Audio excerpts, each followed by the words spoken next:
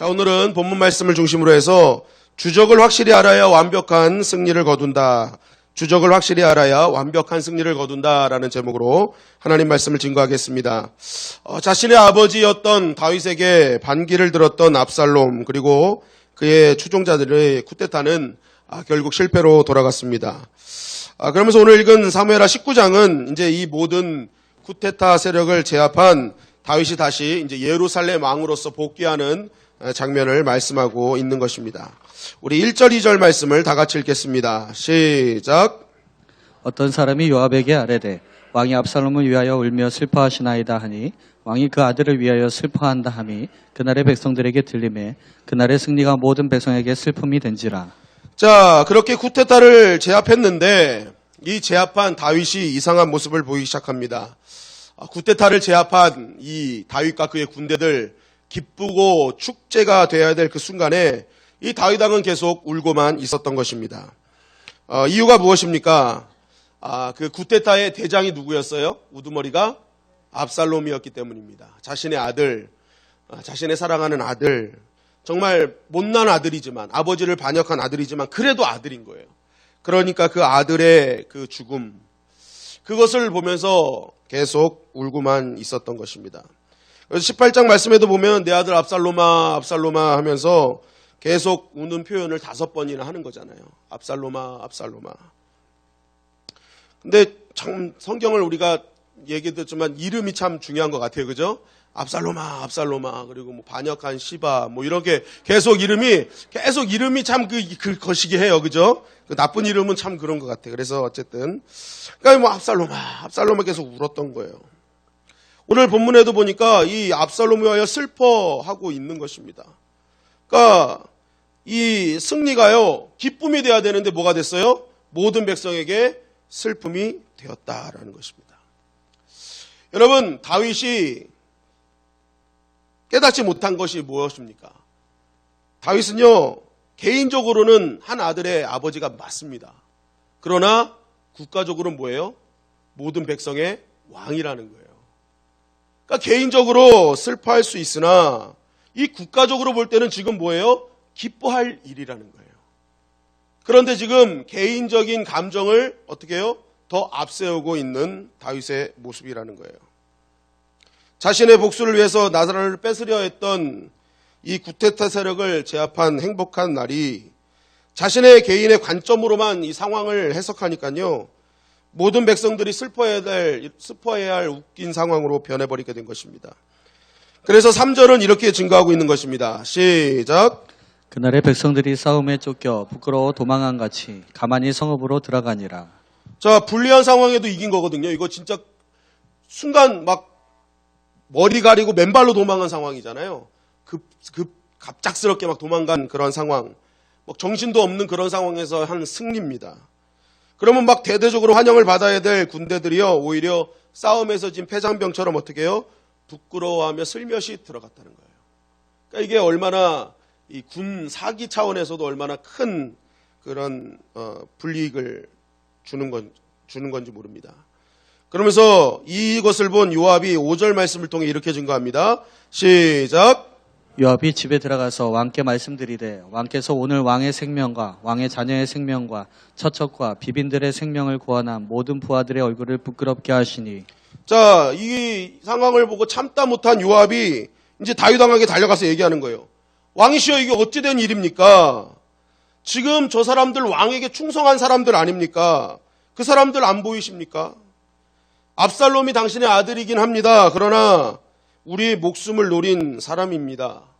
그러나 저들은 지금 왕의 곁에 있는 저 신하들은 오직 왕과 나라를 위해 목숨 건 사람들 아닙니까?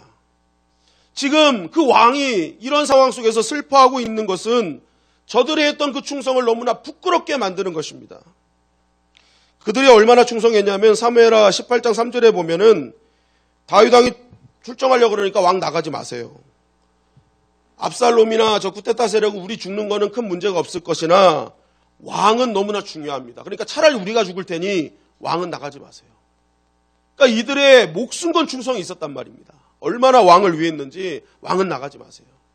내가 왕을 위해서 목숨 걸겠습니다 했던 것입니다.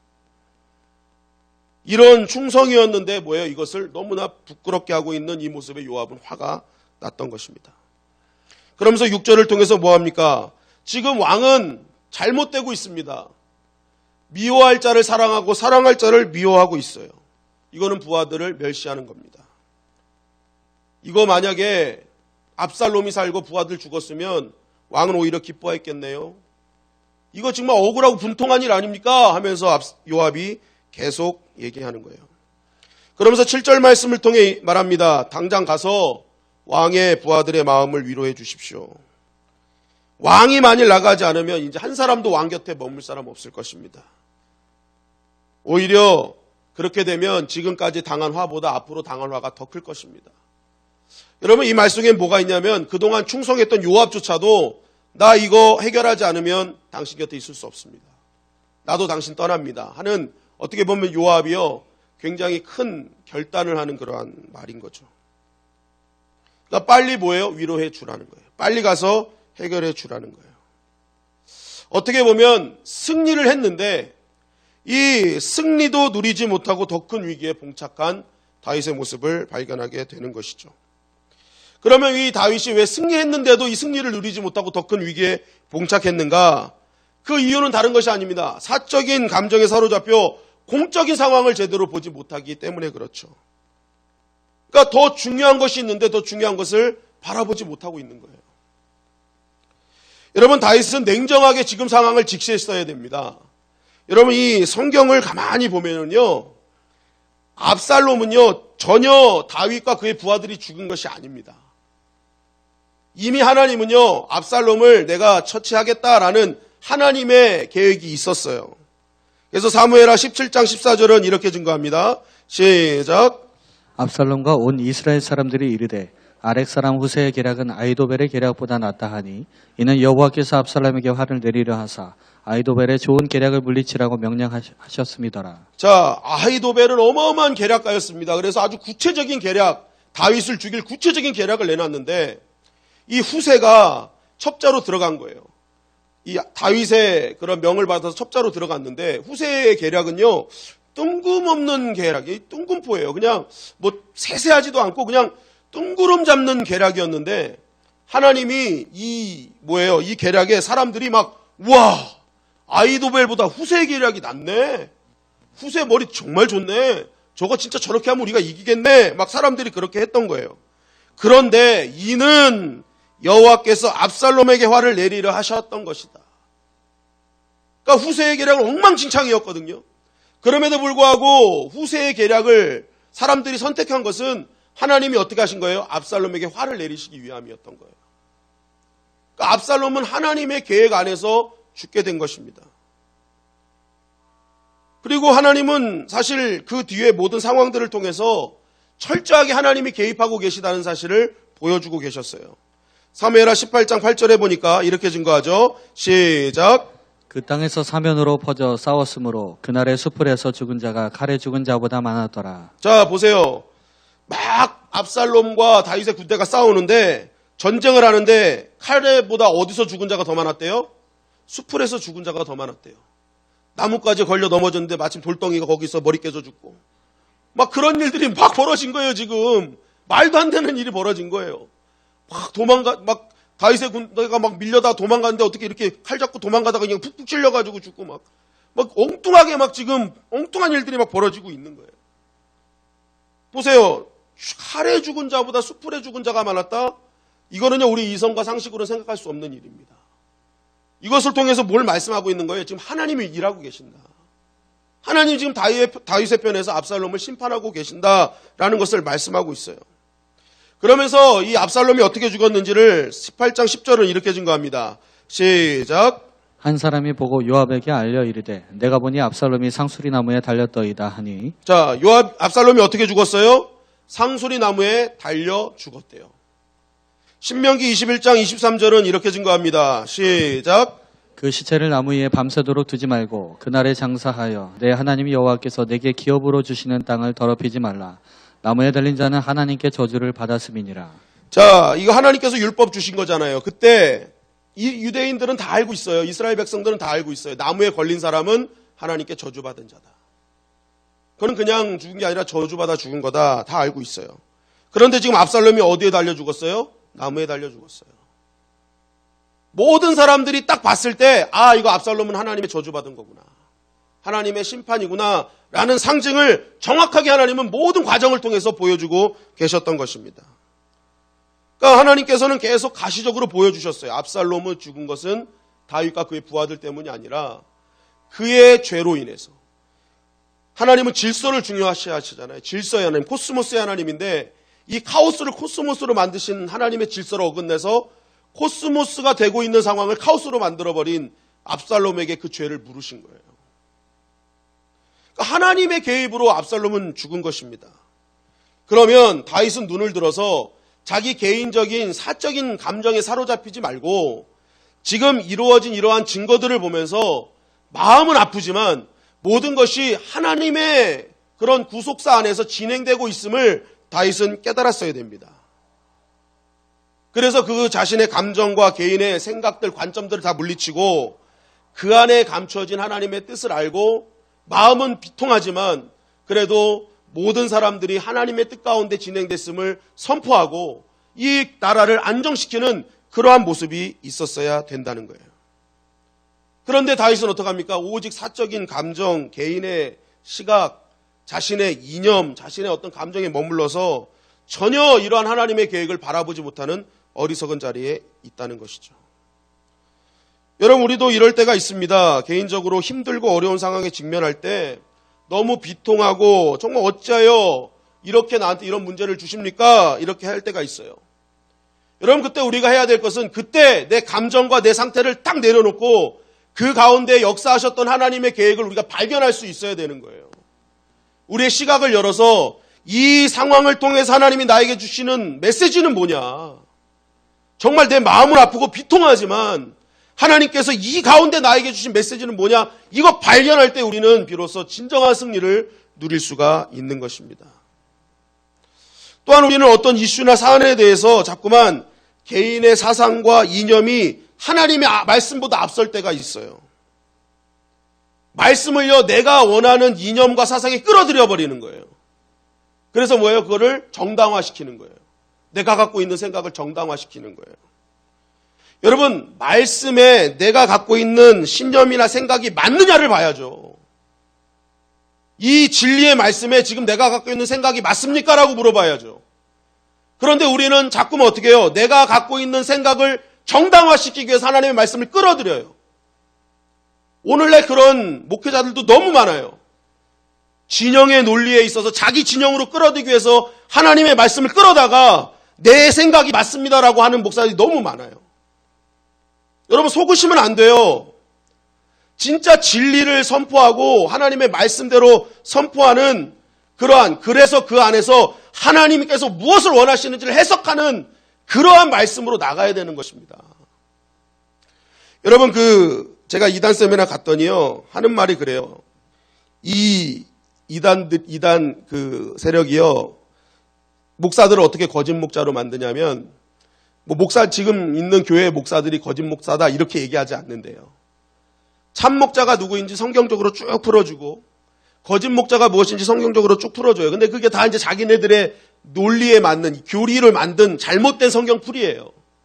그런데 이렇게 쭉 얘기해서 뭘 얘기하냐면 참 목자는 성경만 얘기하고 거짓 목자는 세상 얘기한다라고 이렇게 얘기를 해요. 그렇게 해서 이제 교회에 딱 왔는데 목사님들이 설교할 때 때로는 뭐예요? 정치 얘기도 하고 성전이 필요할 때는 건축 얘기도 하고 막 이러잖아요. 그러면 딱 거기에 갔다 온 사람은 한순간에 딱 속으로 생각하면서 이렇게 생각한대. 아, 우리 목사님 거짓 목자구나. 말씀 얘기 안 하고 세상 얘기하고 있구나. 내가 여태까지 속았구나. 해가지고 머릿속이 딱 그렇게 정립돼서 그냥 교회를 떠나고 아니면 목회자들한테 반기를 들고 그렇게 만들어버린대요. 아예 그냥 그 자체를. 여러분, 그래서 우리 교회는 말씀만 전하는 겁니다. 말씀만. 다른 거 안 하는 거예요. 말씀만. 여러분, 말씀만 전한다고 여러분 속상해하지 마시고 여러분 말씀만 전해야 이기는 거예요. 이단들이 말씀만 전하는 교회 들어오면요 나중에 다 떠난대요. 잡을 게 없대요. 잡을 게 없대요. 여러분들이 자꾸만 내 생각을 정당화시키기 위해서 말씀을 끌어들이지 마십시오. 예를 들어서 내 정치적인 이슈, 내 정치적인 사상을 합리화시키기 위해서 어떤 말씀을 끌어들이잖아요. 그런데 전체적으로 한 가지 말씀에 다 위배되는 거예요. 권력은 누가 주신 거예요? 하나님이 주신 거예요. 그러면 하나님이 주신 권력을, 그 말씀을 믿는다면 우리는 어떻게 해야 돼요? 내가 누구를 뽑았느냐에 상관없이 그 사람이 정권을 잡았으면 그냥 그를 위해서 기도해주고 나라를 위해서 기도해주는 거예요. 그가 정말 하나님 앞에 잘 설 수 있도록, 나라가 잘 설 수 있도록. 근데 이건 완전히 배제하고 무시해버린 상황에서 내 정치적 상황을 합리화시키려고 말씀을 다 끌어들이는 거 다 잘못된 거예요, 여러분. 그러니까 항상 말씀이 기준이 돼야 됩니다. 말씀, 진리가 무엇을 말하고 있느냐. 거기에 나를 맞춰가야지 나에게 하나님의 말씀을 맞추게 하면 안 되는 거예요. 그게 이단의 세력입니다. 이단의 세력이 다 그렇게 하는 거예요. 잘못된 겁니다. 그런데 오늘 다윗이 그랬단 말이에요. 자기의 진영의 논리가 앞선 거예요. 지금 내 생각이 더 앞선 거예요. 내 감정이 더 앞서 있는 거예요. 그러니까 뭐예요? 진짜 공적인 것, 진짜 해야 될 일을 바라보지 못해요. 하나님이 진짜 원하시는 것, 하나님의 계획들을 바라보지 못하는 거예요.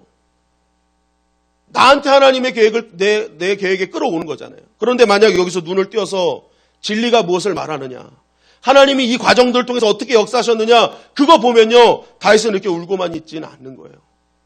군인들을 이렇게 사기를 떨어뜨리는 그런 행동을 할 수 없었던 것입니다. 그런데 다윗은 뭐예요? 자기의 생각, 자기의 진영 안에서 진리를 바라보지 못해요. 하나님의 뜻을 바라보지 못하는 거예요. 자기가 하나님의 뜻보다 앞서가는 거예요. 그러니까 뭐예요? 오히려 자신의 권위까지 추락하는 원인이 되고 말았던 것입니다. 여러분, 진짜 믿음의 능력은요, 해석의 능력이고 분별의 능력입니다. 에베소서 5장 17절 말씀은 이렇게 증거합니다. 시작. 그러므로 어리석은 자가 되지 말고 오직 주의 뜻이 무엇인지 분별하라. 네. 어리석은 사람은요, 기도 10분도 못하는 사람이 어리석은 사람이 아닙니다. 전도 한 명도 못하는 사람이 어리석은 사람이 아니라 어떤 상황 속에서도 그 상황 속에 있는 하나님의 뜻을 분별하지 못하는 사람이 성경은 어리석은 사람이래요. 공부 100점 못 맞고 막 50점 맞는 사람이 어리석은 사람이 아니라니까요. 내 삶 가운데 역사하시는 하나님의 뜻을 분별하지 못하는 사람, 그 사람이 어리석은 사람이에요. 그럼 반대로 지혜로운 사람은 누구예요? 지혜로운 사람은요, 나의 삶 속에 매일매일 이루어지는 삶 속에 안에서 하나님의 뜻을 분별하는 사람이 지혜로운 사람인 것입니다. 여러분, 지혜를 잘 분별하셔야 돼요. 지혜는 절대로 머리 좋은 자가 아닙니다. 삶 속에서 일어나는 여러 가지 상황 속에서 말씀하신 하나님을 발견하고, 또 삶 속에서 일어나는 모든 일을 하나님의 말씀 속에서 답을 찾아내는 사람이 지혜로운 사람인 것입니다. 우리는 자꾸만 신앙생활을 할 때 뭔가 뛰어난 것, 뭔가 남들이 경험하지 못한 것 하면은요, 뭔가 대단한 것으로 한 것처럼, 그것을 하나님이 인정하는 믿음처럼 생각할 때가 많이 있어요. 그런데 그렇지 않습니다. 하나님이 인정하는 믿음은요, 우리의 삶 속에 일어나는 모든 일들 하나하나를 하나님의 말씀 안에서 풀어내는 사람, 그 하나님의 생각, 하나님의 뜻이 무엇인지를 발견해내는 사람이 하나님이 인정하는 믿음의 사람인 것입니다. 여러분, 환상, 예언 많이 경험하신 분들도 있어요. 그러나 그거 보고 듣는다고 해서 좋은 게 아니에요. 그것을 잘 해석하는 게 중요한 겁니다. 꿈 많이 꾸는 게 중요한 게 아니라 그 꿈을 어떻게 해석하느냐가 중요한 거예요. 그럴 때 뭐예요? 우리의 인생이 달라지고 우리가 매일매일 하나님과 더욱더 가까워지는 참된 믿음의 사람이 될 수 있는 것입니다. 그래서 사무엘 창세기 35장 17절에 보면은 나헬이 죽으면서 아들을 낳는데 그 아들 이름을 결국 뭐라 하죠? 베논이라고 하죠. 베논이. 슬픔의 아들이다. 이 라헬은요, 자신의 지금의 상황을 해석할 때 자신의 슬픈 상황만 보고 뭐예요? 이거 베논이다라는 거예요. 그런데 야곱이 그 순간 가서 뭐라 그래요? 이거 베논이 아니다. 베냐민이다 라고 바꿔버려요. 그 뜻이 무엇입니까? 행운의 아들이라는 거예요. 전혀 같은 상황을 보면서 상황의 해석이 달라버리는 거예요. 얜 베논이 아니다. 베냐민이다. 슬픔의 아들 아니다. 행운의 아들이다 라고 바꿔버리는 거예요. 여러분, 베냐민 지파가 한동안 다윗과 그 유다 지파 문제가 있었지만 실제적으로 나중에 남북이 갈릴 때 유다 지파와 함께 남유다를 이끈 민족이 베냐민 지파죠. 그 베냐민 지파에서 사도 바울이 나왔고 나중에 계시록 7장 8절에 보면 베냐민은요 구원에 입맞은 신약의 지파 중에 한 지파로 언급되는 그러한 믿음의 지파로 거듭나는 거예요. 베노니를 베냐민으로 보는 눈이 있어야 되는 것입니다. 여러분들 인생 가운데 내가 눈으로 보면 베노니 같은 지금 문제가 있어요. 그거를 베노니로 보면요 여러분 진짜 베노니 되는 거예요. 그러나 우리의 눈을 열어 베냐민으로 분별하는 영의 역사가 있기를 주님의 이름으로 간절히 축원합니다.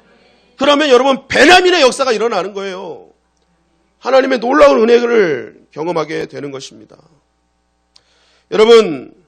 여러분들에게 일어나는 지금의 지극히 평범한 일상들을 가장 신앙적으로 하나님의 뜻 가운데 하나님의 말씀으로 진리 가운데 해석하기 시작하십시오. 이사야서 55장 8절은 이렇게 증거합니다. 시작. 이는 내 생각이 너희의 생각과 다르며 내 길은 너희의 길과 다름이니라. 여호와의 말씀이니라. 우리가 왜 우리의 일들을 내 생각으로만 판단하면 안 됩니까? 우리는 하나님의 자녀며 또한 가장 중요한 것은 하나님의 생각과 나의 생각이 전혀 달라요, 여러분. 그런데 우리는 내 생각이 전부인 것처럼 살아요. 그렇지 않다는 거예요. 하나님 생각은 우리 생각과 완전히 다릅니다. 그래서 우리는 매일매일 하나님의 뜻을 묻고 하나님이 나의 삶 가운데 무엇을 원하시는지를 자꾸만 해석하고 말씀 속에서 답을 얻어야 되는 것입니다. 그럴 때 뭐예요? 하나님의 생각을 알게 되고 그럼 우리 안에 잃었던 소망이 살아나고 우리 안에 멈추었던 여호와 이레 하나님의 그러한 기대가 살아나는 것입니다. 여러분들 삶 가운데 왜 일이 일어납니까? 그것을 내 뜻대로 판단하지 마시고 사람들의 그런 다수의 의견이 맞다고 생각하면서 거기 따라가지 마시고 여러분 철저하게 혼자만의 시간을 가지며 그 안에 감춰진 하나님의 뜻을 발견하십시오. 하나님과 독대하셔야 돼요.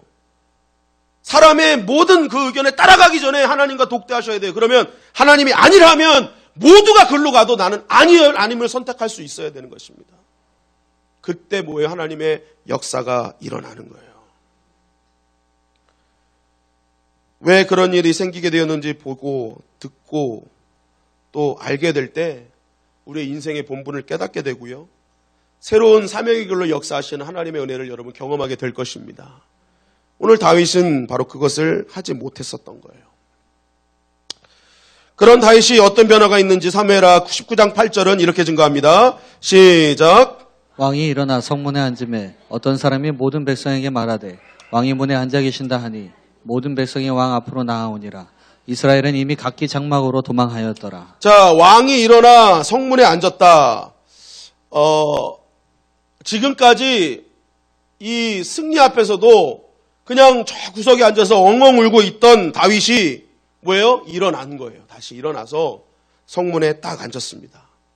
이 성문에 앉았다는 의미가 뭐냐면 나는 이제 이 나라의 왕으로서 다시 활동하기 시작한다. 정식으로 이제 내가 왕으로서 통치하겠다라는 의미입니다. 그러니까 뭐예요? 정신 차렸다는 거예요. 나 이제 정신 차렸다. 나 이제 여태까지 울고 있던 그 울보 아니다. 나는 이제 이 나라의 통치자로 이제 통치를 할 것이다 라고 선포한 것입니다. 그랬더니 왕이 문 앞에 계신다 하면서 모든 백성이 왕 앞으로 나와 엎드렸어요. 그런데 그 중에 도망하는 사람들도 있어요. 여기서 이스라엘, 이것은 이스라엘 전체를 표명한 것이 아니라 다윗 왕을 반대했던 세력들, 그 사람들은 도망하기 시작했대요. 여러분 그러면 이전까지는 도망했습니까? 안 했습니까? 안 했던 거예요. 왜 안 했을까요? 다윗이 울고만 있는 거예요. 그랬더니 오히려 다윗의 군대가 점점점 다윗을 떠나가기 시작하는 거예요. 그러니까 다윗을 반대했던 세력들이 이거 봐라. 이거 완전히 우리 끝난 줄 알았는데 기회가 오겠는데 한 거예요. 다윗은 계속 슬퍼하고 있죠. 다윗의 충성된 군사들은 이러한 상황 때문에 다윗을 떠나고 있죠. 하니까 이 다윗을 반대했던 사람들은 다시 한번 기회를 보고 있었던 거예요. 이렇게 되면 자중질환 일어나겠네. 이거 끝나겠네 생각을 했던 것입니다. 그런데 이 요압의 말을 듣고 다윗이 정신 차리고 뭐예요? 내가 이제 정식적으로 이 나라를 통치한다. 나 정신 차렸다 라고 선포하니까 한순간에 뭐예요? 그 기회를 엿보던 잔당들이 다 도망가게 되었다는 것입니다. 여러분 이 말씀을 통해서 결국 오늘 우리에게 아주 중요한 말씀을 증거하고 있는 거예요. 우리의 인생의 문제는 언제 해결이 되느냐? 언제 우리를 넘어뜨리기 위한 그런 악한 영의 세력들, 혼미케 하는 것들, 또 우리를 힘들게 하는 여러 가지들이 언제 정리되느냐? 내가 있어야 될 자리를 지키면요, 반드시 그건 정리되게 되어 있다는 거예요. 내가 있어야 될 자리에 없으니까 뭐예요? 계속 틈 보고 있는 세력이 있잖아요. 언제든지 엎기 위해서. 그런데 다윗이 자기의 자리를 딱 지키니까 한순간에 정리가 되더라는 것입니다. 여러분, 진짜 전쟁은요, 제가 계속 강조하는 것 중에 하나지만 내 자리 지키는 거예요. 내 자리 지키는 거예요. 내 자리 지키기 위해서 나와 싸움을 해야 됩니다. 나와 싸움을 해야 돼요. 여러분, 그것을 벗어나게 하는, 그 자리를 벗어나게 하는 내 안에 있는 육과 싸워내야 돼요. 내 안에 본능과 싸워야 돼요. 진짜 전쟁은요, 나와의 전쟁입니다. 나와의 전쟁. 여러분, 사람들은요, 가만히 놔두면요, 편한 데로 가려고 하지 결코 어려운 길로 가려고 하지 않습니다. 쉬운 길 가려고 해요. 그게 본능입니다. 여러분, 하나님이 여러분들 내버려 두면 여러분들 잘하실 것 같죠? 막 돈 막 퍼드리고 막 하면 막 더 잘할 것 같죠? 근데 제가 이렇게 목회를 하면서 그런 분들도 있는데 거의 그렇지 않아요. 네, 거의 그렇지 않아요. 그냥 편한 길 가려고 해요. 본능은 그래요. 본능은요, 죄로 갑니다. 본능은 자꾸만 쉬운 길로 가려고 해요. 여러분, 사무엘상 4장에 보면요, 블레셋과의 전쟁이 있을 때, 그때 이스라엘 백성이 일제히 소리 지른 게, 얼른 실로에 있는 언약궤 갖고 와라 라고 했습니다. 언약궤는 하나님의 임재의 상징이었습니다. 그래서 이거 전쟁터 갖고 나가면 이길 거야 라는 그러한 생각을 가지고 있었던 거예요. 그런데 그 언약궤가 왔는데 이겼습니까? 졌습니까? 졌잖아요. 졌어요. 오히려 언약궤까지 뺏겨요. 여러분, 왜 그렇습니까? 언약궤를 부적처럼 사용했기 때문에 그래요. 그들의 중심, 그들의 본질은 하나도 변한 게 없어요. 그냥 하나님은 자기 본질상에 있는 그 믿음은 변한 게 하나도 없어요. 대신 그냥 하나님 이용해서 우린 이기겠다는 거예요. 나의 그런 중심과 믿음은 하나도 변한 게 없으면서 그저 그냥 그거 부적으로 갖고 와서 편하게 승리하겠다라는 그런 마음이 있었던 것입니다. 이게 무슨 말입니까? 하나님을 믿는 백성들도요, 가만히 놔두면 쉬운 거 선택하는 거예요. 여러분, 여러분 왜 우리가 전보로 갈까요? 왜 전보로 가서 부적 써갖고 올까요? 그것만 갖고 있으면 된다고 하니까. 기독교처럼 뭐 하지 마라 이거 안 해도 되니까. 그냥 이거 갖고 있으면 된다니까 쉬운 거예요. 너무 쉬워. 그냥 이거 종아찌거리 하나 갖고 있으면 된대. 그러니까 사람들이 거기에 현혹되는 거예요. 다 이거 하나만 갖고 있으면 되는구나. 그런데 하나님은 그런 분이 아니시잖아요. 난 부적이 아니다. 너희들이 진짜 너희 삶 가운데 하나님의 역사를 경험하고 싶냐? 너희 중심을 바꿔라 라는 거잖아요. 철저하게 너 죽어라 라는 거잖아요. 그래서 예수님이 뭐라고 말씀하세요? 나도 십자가 지지만 너희도 십자가 져라.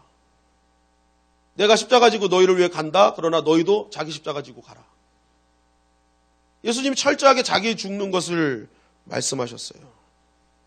그러니까 예수님이 말씀하시는 게 뭐예요? 너희 신앙생활 가는 길의 최대의 적은 너라는 거예요. 아직도 죽지 않는 너. 끝까지 혈기 있게 살아있는 너가 가장 큰 적이라는 거예요. 그러니까 그거 십자가 앞에 철저하게 죽이라는 거예요. 그래야 뭐예요? 진정한 승리를 맛볼 수 있다는 것입니다. 그러니까 예수님은 외부의 적보다 더 큰 적은 내부에 있는 나라는 거예요. 우리가 사무엘하 20장도 보셨죠? 사무엘하 20장에 보면 어떤 일이 나옵니까?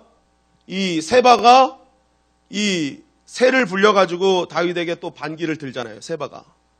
그래서 이 세바가 막 사람들 혼미케 해가지고 막 이렇게 했는데 그때 다윗이 아마사에게 빨리 야 이거 3일 만에 이거 진압시켜야 된다. 빨리 이거 3일 만에 모아서 다 진압시켜라. 안 그러면 이거 너무 새가 커져서 우리 큰일 날 것 같다 했는데 아마사가 그걸 못합니다. 그래서 이 다윗이 아비새와 요압에게 다시 요청을 하잖아요. 너희들이 가라. 이 아마사가 왜 못했는지 제가 좀 이따 설명해 드리는데 아비새가 요압이 가는데 이 얘기를 들어요. 출정 소식을 들으니까 이 아마사가요. 그거 같이 합류하려고 자기는 군인들 못 모았지만 자기는 그 전쟁에 같이 합류하려고 합류합니다. 그런데 그때 누가 아마사를 죽여요? 요압이 아마사를 죽이잖아요. 칼 떨어뜨린 척 해가지고 인사하면서 그냥 확 찔러 죽이잖아요. 여러분, 이 아마사가 누구냐면요, 원래는 압살롬의 사령관이었어요. 근데 다윗이 햇볕 정책 펴가지고 아마사를 이 요압과 아비새처럼 사령관으로 삼은 겁니다. 죽이지 말고 얘 살리자. 그랬더니 요압하고 아비새 입장에서는 이거 화나는 일이죠. 목숨 걸고 중하고 적군이었는데 어떻게 저 사람을 사령관으로 세워? 그러니까 이 요압이 어떻게 해요? 다윗은 왕으로서 정책을 핀 거예요. 그러면 요압은 신하로서 그거 지켜야 되잖아요. 그런데 왕의 모든 명령을 어기고 자기가 자기 마음대로 죽이는 일을 감행하는 것이죠.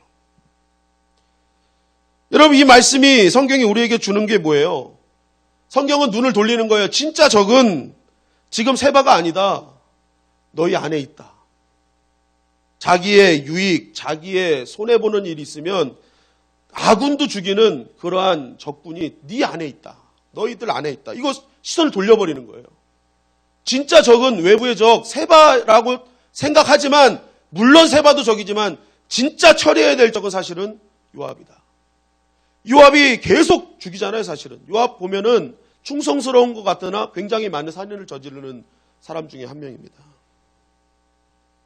그러니까 여러분, 성경은요 계속 그걸 강조하고 있는 거예요. 너희 내부의 적, 그 네 안에 있는 죽지 않는 너, 그거 죽지 않으면 결코 하나님 나라를 맛볼 수 없다. 근데 우리 신앙생활을 하면서 자꾸만 우리가 잘못한 것을 가지고 죽지 않은 내가 잘못한 건데 그것을 뭐예요? 귀신의 역사로 하는, 귀신의 역사, 마귀의 역사. 그러니까 거기서 나온 말이 뭐라 그랬어요? 귀신이 고칼 노릇이다. 자기가 안 했는데 지가 했었으면서 맨날 귀신 핑계 대니까, 야, 이거 귀신이 고칼 노릇인 거예요. 지가 해놓고는 맨날 내 핑계 된다고. 응? 여러분, 예수님이 첫 설교, 산상수훈 설교잖아요. 그때 예수님이 뭐라 그러셨어요? 너희는 가서 보이지 않는 영적 전쟁, 그 마귀와 싸우라 그러셨어요? 심령이 가난한 자, 애통하는 자, 의에 줄이고 목마른 자, 다 내부 싸움이잖아요. 내 안에 나와 싸워야 된다는 거잖아요. 예수님의 첫 설교입니다. 너와의 싸움에서 이겨야 된다는 거예요. 엘리야가 갈멜산에서 싸울 때도요, 이방 선지자들과 싸울 때 했던 말이 왕상 18장 21절에 나오는데 이렇게 선포해요. 모든 백성에게 가까이 나가 이르되 너희가 어느 때까지 둘 사이에서 머뭇머뭇하려느냐. 엘리야가 뭘 보고 있어요? 이 전쟁의 원인은 지금 저기 우리 나랑 싸우려고 하는 저 이방 선지자들이 아니다. 결국 이 원인은 여태까지 하나님과 이방 신 사이에서 머뭇머뭇하는 너희들 때문에 벌어진 일이야. 이거 빨리 정리하지 않으면 회복될 수 없어. 다 뭐예요? 다 우리 안에 있는 하나님도 좋고 세상도 좋은 여전히 머뭇머뭇하는 죽지 않은 내가 가장 큰 적이라는 거예요. 그거 빨리 회복시키지 않으면 이스라엘에 희망 없다는 거예요. 그 무기력한 영적 능력을 빨리 회복하라는 것입니다. 그거 정화시킨 다음에 엘리야가 뭐예요? 그때부터 이방 선지자들과 싸움을 시작하잖아요. 그러니까 우리가 내부적인 영적 능력, 이거 십자가 앞에서 죽지 않는 나, 이거 회복하지 않으면요, 우리는 결코 일어설 수 없어요. 하나님의 능력을 경험할 수 없는 것입니다. 여러분, 외부로 자꾸만 눈 돌리지 마시고요, 지금 내 안에 나를 한번 바라보시기 바랍니다. 지금 일어났던 모든 일들의 모든 문제는 마귀의 역사보다도요, 사실은 죽지 않는 나 때문에 벌어진 일들이 더 많습니다. 하나님을 찾아야 될 때 하나님을 찾지 않고 오히려 하나님을 외면했던 일들. 하나님께서 기뻐하시는 일을 해야 될 하나님의 백성이 하나님이 기뻐하지 않는 일을 자꾸만 선택하는 거예요. 예배와 기도와 말씀이 하나님이 기뻐하시는 일이라면 죽기를 각오하고 그게 몸 바쳐야 되는데 뭐예요? 자꾸만 하나님이 기뻐하시지 않는 다른 내 육신적인 편함을 자꾸만 추구해버리는 거예요. 그러면서 우리가 하나님이 어딨냐 얘기할 수 있겠습니까? 하나님이 날 도와주지 않는다 우리가 어떻게 얘기할 수 있겠습니까? 하나님이 기뻐하시는 일, 내 안에 있는 나 죽지 않은 나를 빨리 죽여서 철저하게 하나님보다 앞서지 않고 하나님께 엎드리는 우리 찬양 불렀잖아요. 그러한 믿음의 인생 살기를 하나님이 원하시는데 그렇게 안 되니까 이게 안 되는 거예요. 뭔가 해결이 안 되는 거예요. 여러분, 교회의 적도요, 가만히 보니까 이단이 아니더라고요. 그 이단 사역자들 얘기해요. 이단에 빠진 사람들 100%가요. 받아보지 못한 사랑받아서 갔대요. 그 마음을 뺏기 위해서 이 사람들은요, 2년을 걸려 3년을 걸려서라도 어떻게든지 마음 뺏어버린대요. 그리고 그 사람 마음을 뺏기 위해서 20명이 대기하고 있대요. 이 사람 안 되면 받고, 이 사람 안 되면 받고. 그래서 어떻게든지 마음을 뺏어버린대요. 그래서 공부하면서도 이거 잘못된 거 알면서도 안 나오는 이유가요, 그 사람의 관계 때문에 못 나온대요. 너무 사랑해서. 저 사람이 나를 목숨 걸고 사랑해줬기 때문에. 다 속는 거죠. 걔네는 교리가 그거예요. 전도하지 못하면 지옥 간다는 거예요. 좋은 교리인가요? 작년에 그 신천지는 전도 한 명 못한 사람들 다 100만 원씩 내라고 했잖아요. 그죠? 네. 그 100만 원씩 내가지고 전도 1등한 사람한테 줬거든요. 전도 1등이 누군지 아세요? 이만희가 있어요. 그 돈 다 이만희가 갖고 갔어요. 그 2등, 3등한테 10만 원, 20만 원씩 주고 그냥. 그래, 그런데도 불구하고 우리는 뭐예요? 속는 거예요. 그런데 그 사람들이 계속 그렇게 관계를 맺는 거예요. 돌려 말하면 그 사람들이 얘기하는 그 얘기를 보면 그 사역자들이 그래요. 여러분, 그냥 사랑해 주십시오라고 얘기를 해요. 더 많이 사랑하십시오라고 얘기해요. 그게 교회가 해야 될 일입니다. 그랬지 않았기 때문에 교회가 뺏긴 것입니다. 교회 말씀이 없어서 그런 게 아니라 사랑이 없어서 뺏긴 것입니다. 라고 얘기를 하더라고요. 그러니까 결국 제가 말씀드리고자 하는 것은 무엇이냐?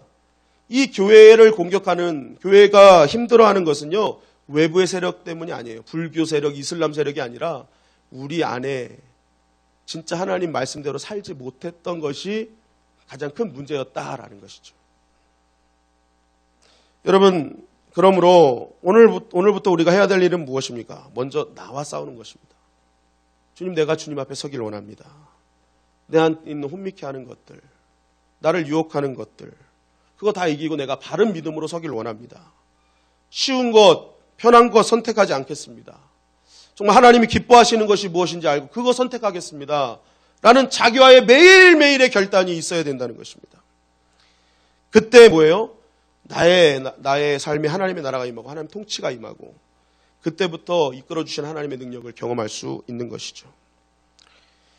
여러분, 진영의 논리로 가지 마시고요. 진리 안으로 들어오십시오.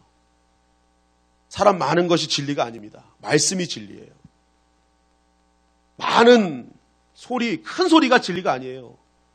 작더라도 세미하게 들리는 그 말씀이 날 살리는 겁니다. 물과 불, 화려하게 막 땅을 흔들고 뭔가 대단한 것 같은 그것이 엘리야를 살린 것이 아니라 세미하게 들리는 음성이 엘리야를 살렸어요. 결국 우리에게 필요한 것은 뭐예요? 믿음이에요. 믿음. 정말 하나님이 기뻐하시는 믿음. 사무엘상 17장 40절은 이렇게 증거합니다. 시작. 손에 막대기를 가지고 시내에서 매끄러운 돌 5을 골라서 자기 목자의 제구 곧 주머니에 넣고 손에 물매를 가지고 블레셋 사람에게로 나아가니라. 자, 손에 막대기를 가지고 시내에서 매끄러운 돌 몇 개를 가졌어요? 5개. 다윗은 물맷돌 5개를 가져갔어요. 그 이유를 사무엘하 21장 22절은 이렇게 증거합니다. 시작. 이 네 사람 가드의 거인족의 소생이 다윗의 손과 그의 부하들의 손에 다 넘어졌더라. 자, 가드의 거인족의 소생. 그러니까 이 블레셋의 거인 장수는 몇 명이었던 거예요? 5명이었어요. 골리앗을 포함해서 5명. 그런데 이 다윗이 누굴 죽였어요? 골리앗을 죽였어요. 그러면서 블레셋의 모든 군대가 다 도망갔습니다. 그때 이 같이 있던 거인 4명도 도망갔어요. 그러니까 이 4명이 살아 있었어요. 그랬는데 결국 그 다윗이 봤을 때 거인이 몇 명 보였던 거예요? 5명이 보였던 거예요. 그래서 물맷돌 5개를 짚고 전쟁에 나갑니다. 원샷 원킬인 거예요. 하나님이 함께 하시면 이길 수 있다. 그러니까 우리의 중심이 다윗의 중심이 되라는 거예요. 오늘 사무엘하 21장을 읽으면서 그렇구나.